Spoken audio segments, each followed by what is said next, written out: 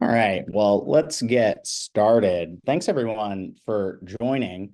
So today I'm going to take you through Luminate Film and TV Streaming Viewership M. This is our new product that we're really excited about. It tracks minutes watched for streaming content in the United States. So I'm going to take you through all the methodology and how it works and how we get to these numbers. But first, what I want to do is just show you some of the data and show you some of the interesting insights that we can actually pull out of the data. So let me go ahead and take you into that. So I'll take you into this comparison that I set up. This is right in the platform. I'll show you how this tool works in a minute. But just as far as the data that we're looking at, Star Wars kind of on the mind, especially for me, but the Acolyte coming out right now. So I was something that we're doing, and it's going to be part of our weekly newsletter, actually, one of our upcoming ones, which is something you should definitely subscribe to. It shows, it's free. It shows you great insights about what we do in terms of streaming data and really digging into the streaming data that we have outside of what we do in Variety as well. So if you might know, our chart is in Variety. The top 10 titles are in Variety, but then we have a lot deeper, so we can get a lot deeper right here. So what we'll see here are three titles: Obi-Wan Kenobi, The Book of Boba Fett, and Ahsoka. And we're comparing the viewership for those titles in the first 12 weeks of activity. So Obi-Wan Kenobi is this green line, and it has a really amazing premiere. They had a great marketing campaign. It opened really, really big. You can see it's, when I hover over this data point, in that first week of activity, it was 1.5 billion minutes watched in that first week of activity. That's huge, a lot bigger than what we're seeing for that blue line, Book of Boba Fett, or that pink line, Ahsoka. Now, that being said, as they keep releasing subsequent episodes, there were 6 episodes released over 5 weeks. We're seeing a decline in terms of that viewership. That's not exactly what you'd want to see week to week. There's more minutes available of that title, but there's actually less minutes being watched every single week. There's always going to be some drop off with any show between the first couple episodes, and then as people move through and people sample shows and then drop off. But that's not exactly what you want to see compared to something like Boba Fett, which has a much softer opening, but really grows. And you see this line get up to a really nice height as the season is ending, which is really positive in terms of the data. And even Ahsoka, while it's a little bit lower than both of those, it's pretty flat, which is actually really positive when we're talking about streaming data and that streaming consumption data. And so when we actually scroll down and see the total minutes watched for these shows in the first 12 weeks, Book of Boba Fett is actually the biggest in terms of viewership by minutes watched, bigger than Obi-Wan Kenobi or Ahsoka. And even though Obi-Wan has that ridiculous opening, Ahsoka is not that far behind in terms of that viewership. Something we can do now, just because it is on the mind, we can pull in the Acolyte and just get a sense of how that title's performing. Now, we don't have all the data. We still have a few weeks left in this show, so there's more to be done in terms of understanding the viewership. They just had a barn burner of an episode, so I think that'll have a bit more viewership. But right now, it's a little soft in terms of that viewership. So that's something that we're going to keep our eye on as the weeks are going on. So now you've seen this, I'm sure you have a lot more questions about kind of what this is, how we get to these numbers, all of that. I'm going to take you through all of that. As you have any questions, please feel free to put them in the chat, put them in the Q&A. And I'm realizing I forgot to introduce myself at the beginning of this. I'm Jimmy Doyle. I'm our Director of Business Development for Luminate, and I'll be taking you through our new tool. So just a bit of background on Luminate, if you don't know. We are the source of truth for the music industry for music consumption data. So we have a real background in terms of consumption. We are the data that powers the Billboard chart. So we really understand that consumption piece of things. And then we also have a great business on the film and TV side where we're tracking film and TV metadata. We've been doing that for 25 years, tracking budgets and ratings data, DEI information, contact info, genre, arena. So we really understand the film and TV business. So it was really a no-brainer for us to move into film and television consumption because we have this amazing team around us. We have these amazing data scientists and amazing engineers who could build this tool that you already saw a little sneak peek of. And our data scientists do amazing work on the music side already. So it really made sense that we had a real expertise in terms of this business of tracking consumption. So in terms of what we're trying to solve here, the big thing that we saw in the marketplace was information asymmetry. So there is, the streamers have a lot of information that they hold on to. They have all the actuals for how their titles perform.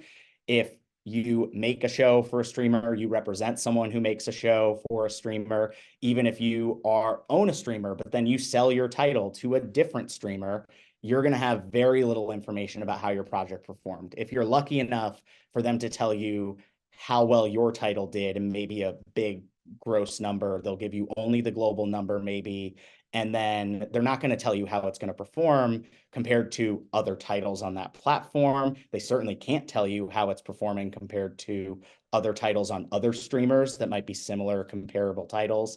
So these are all things that are really important if we're trying to negotiate with a streamer for a new season, if we want to understand the competitive landscape, understand where our project sits, how we should position ourselves, where we might want to license a title. All of this is really important, and it's only done if you have this sort of information.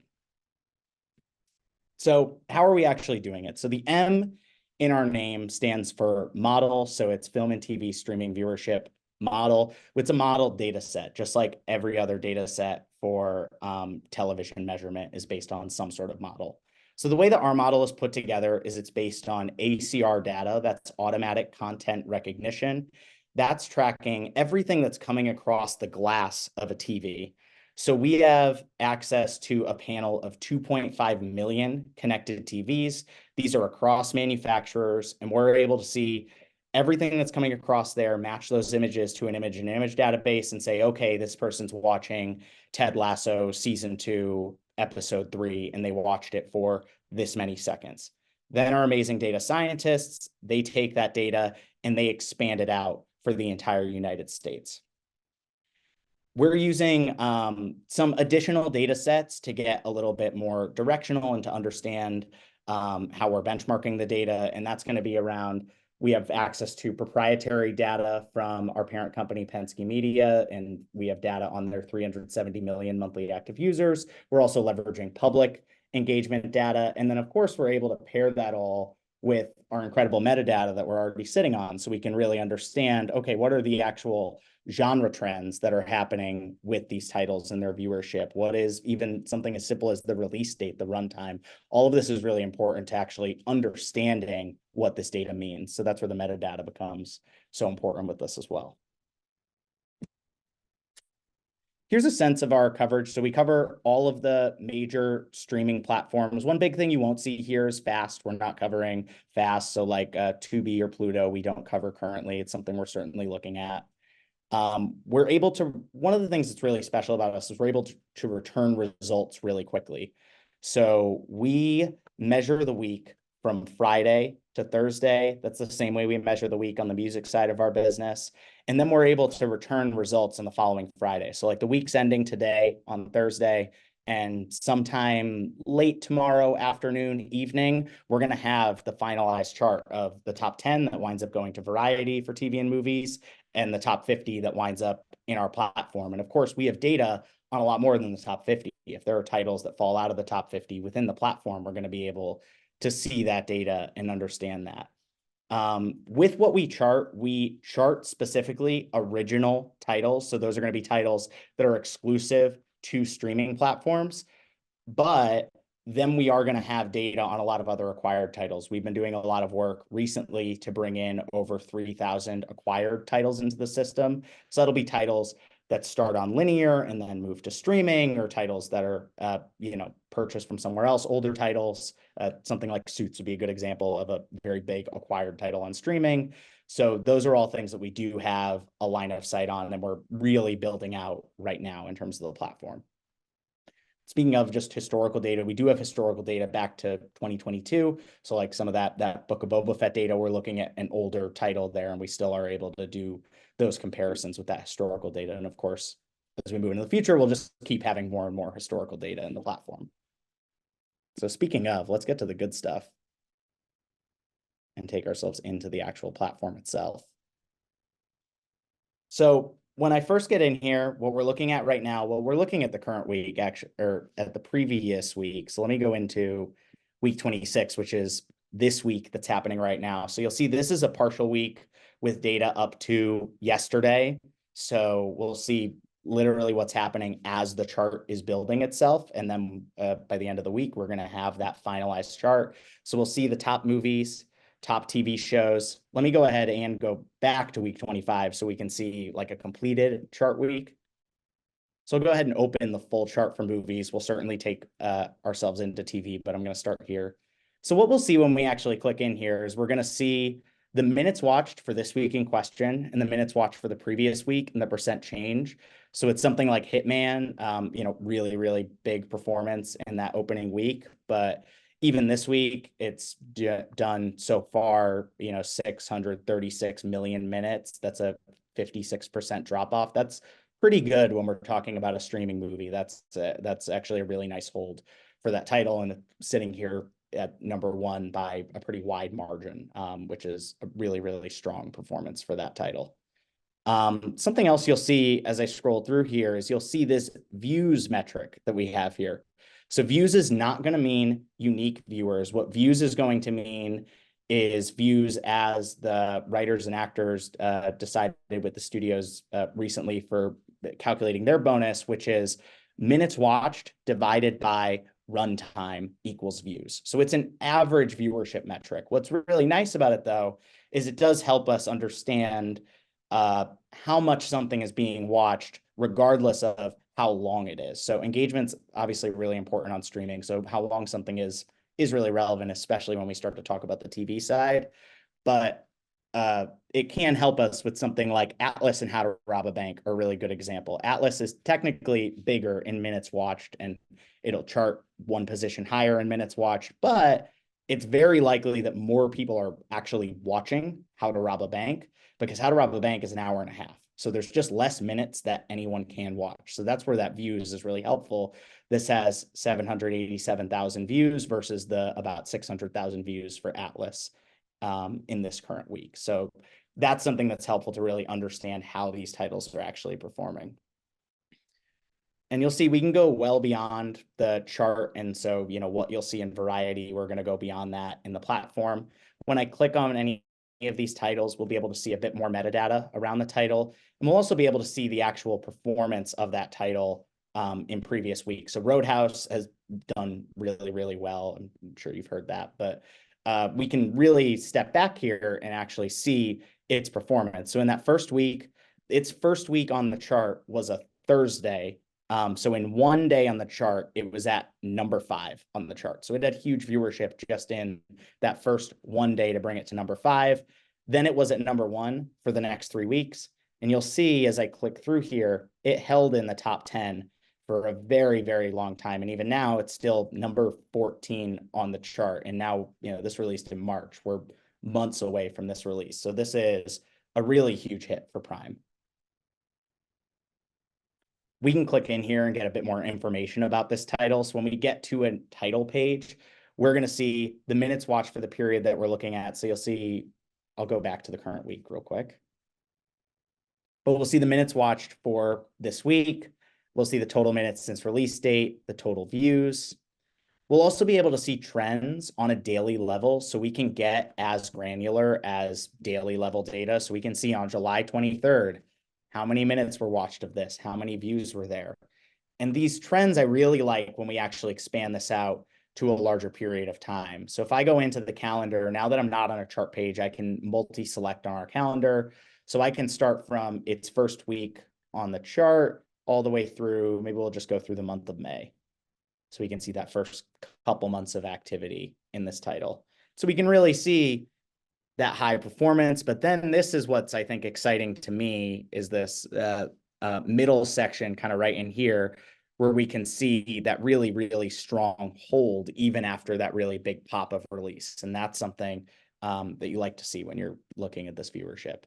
What's great about this when you're actually using the tool is this is also something that is exportable. So we can export right from this trend page and have that daily data, combine it with other data sets, whatever it is that we need to do with it to dig into it a little more deeply. That's certainly an option for you.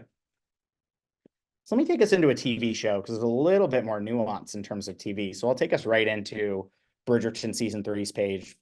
No surprise, Bridgerton's had a really great performance. I think in its first week on the chart, all three seasons of Bridgerton were in our top three, which was really amazing. That doesn't happen very often.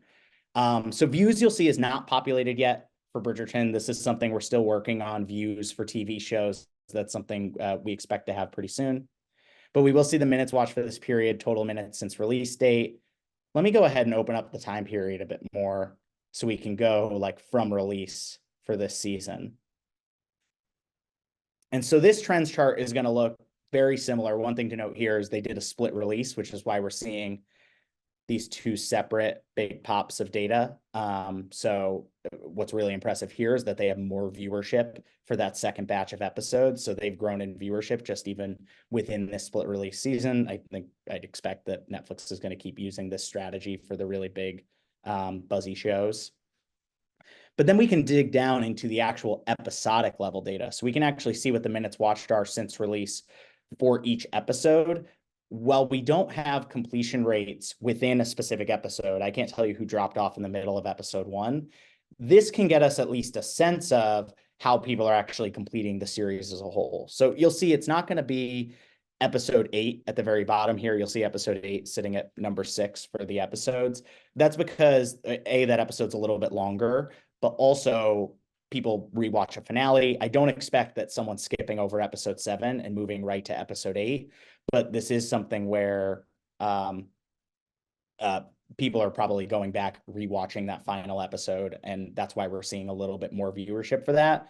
But we can see it starts at 1.3 billion minutes watched, and then it moves down to, for episode 5, the lowest viewership episode in minutes, will have 800 million minutes. That's actually a pretty good drop off when we compare that to some other shows. It's not like a particularly steep drop off in terms of viewership. And we already saw that in kind of the macro trend. But you can really see that here when we look at the actual episodic trends charted this way. So you'll see this is episode 1 of the 3rd season, always a drop off between that first episode and some of the subsequent episodes. But then when we get to that second drop of episodes, this episode performed even better on its first Friday than the first episode. So episode 6 and that second drop performed even stronger. That's what we saw already at the show level, but it really is nice to see that at the episode level. And of course, this is also something that we can export. So we can get daily level data at the episodic level that we can export out. So we can also look at trends at a specific streamer level. So I'll go ahead and take us into Apple TV. And you'll see right now the time frame. What's nice is the time frame sticky on the platform. So right now we're still in this time frame from Bridgerton's release. Not super relevant for Apple. So let's go ahead and find something a little more interesting. We'll go year to date for Apple TV and see how their titles perform. So now we have this really easy year to date chart for Apple TV. We'll see the top 20 titles on TV and the top 20 movies on TV, or movies on Apple TV. And then we'll also be able to see, even at an episodic level, what those top 20 episodes are as well. So this is something that's nice to see and kind of understand. So like even something like Sugar, that's kind of interesting. Like Sugar had sampling, but then we're not seeing a ton of other episodes of Sugar up that high in episode 2. So we're really seeing that kind of drop off between 1 and 2 for Sugar compared to something like Masters of the Air, which people just devoured. And you see that when you go back to the macro, Masters of the Air performed really strong. Something else I found notable with Apple's chart is Ted Lasso season 3, I mean, which released last summer, is number 3 still for Apple this year. That's wild. That's just like ridiculous performance. We can also break this down at a genre level. So for Apple, not a huge surprise. Most of their titles are dramas on TV, but drama by far the highest genre. A thriller for kind of a more specific genre, performing really well for Apple as well. Movies, action, adventure, comedy, they're kind of going with those big, broad Argyle kind of movies. So that's something that we're seeing in terms of the trends for Apple that way.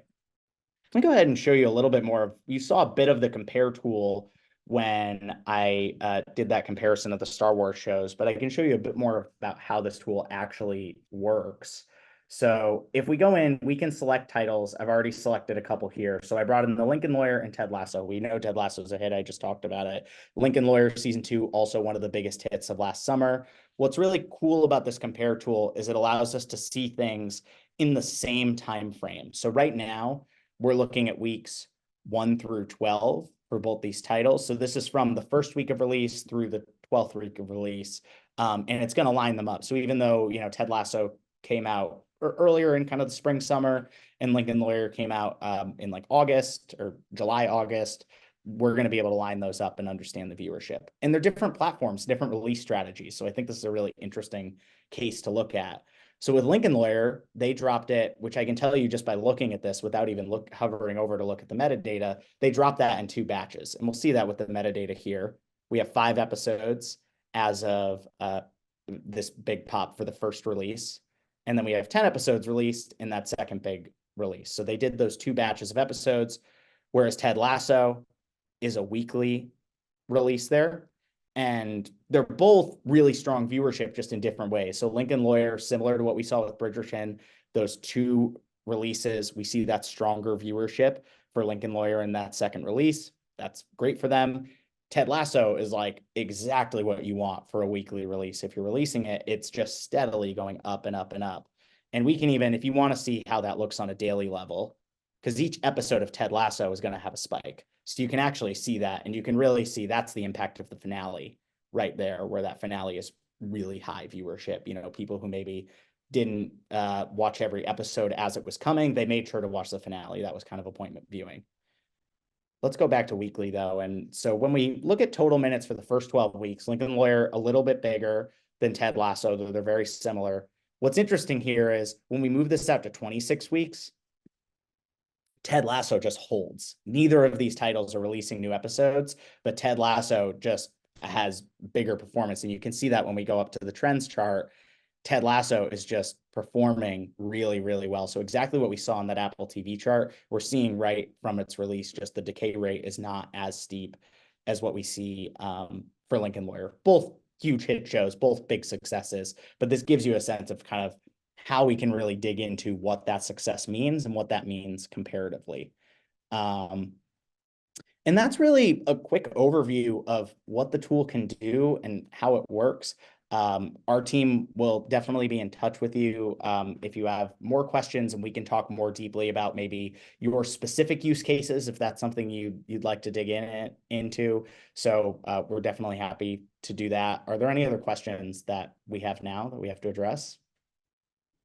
Okay, I'm getting a no there. Well, thanks so much for, oh, maybe. In my experience in regards to binge drops, streamers put a lot of emphasis on immediate performance. Do you find that to be a reliable indicator of a show's success, or does longer term analysis make sense? Okay, so the question was about longer term analysis versus binge drops for episodes. I think it really depends, and it depends on what the streamer's goals are. Like we look at something like Apple, and their goals are going to be a little bit different than Netflix. Netflix has so much volume. There's so many shows.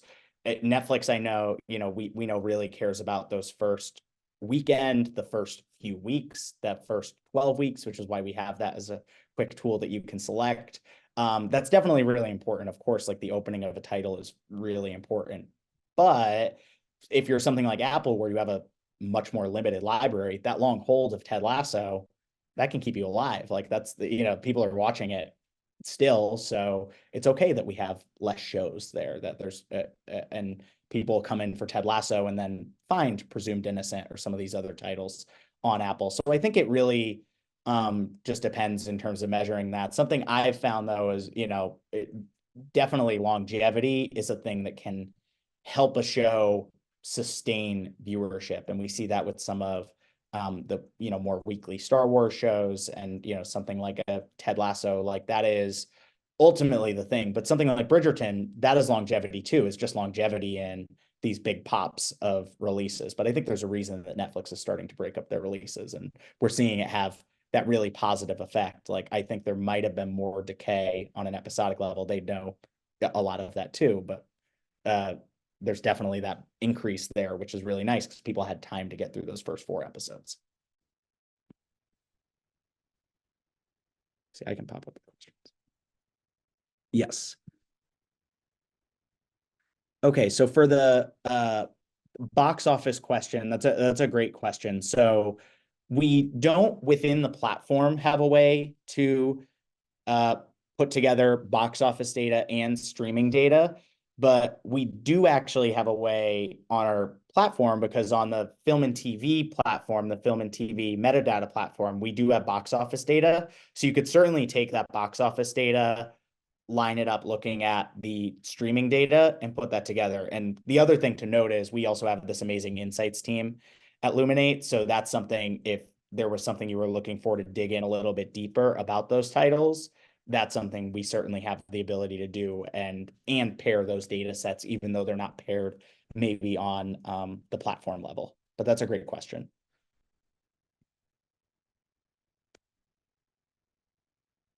Oh, that's a good question too about reporting on platform conversion and duplication. So we don't report on platform conversion. Certainly we're tracking on the streamer pages. We'll put subscriber numbers, though those are the subscriber numbers that the streamers themselves are releasing in like their quarterly reports. So even we have estimates internally, but we don't put publicly like what we think Netflix's US only subscribers are because they don't release that. So that's something we just put what their global subscribers are, even though we are a US only metric. So we don't look at kind of conversion. Of course, ultimately viewership is part of the conversation for conversion. So I think you can make some assumptions there around viewership. And then with duplication, that's not, I think what that means is like someone watching one show, watching another show. That's not something we're doing right now, but it is something that we're looking into. And then filtering data by talent name.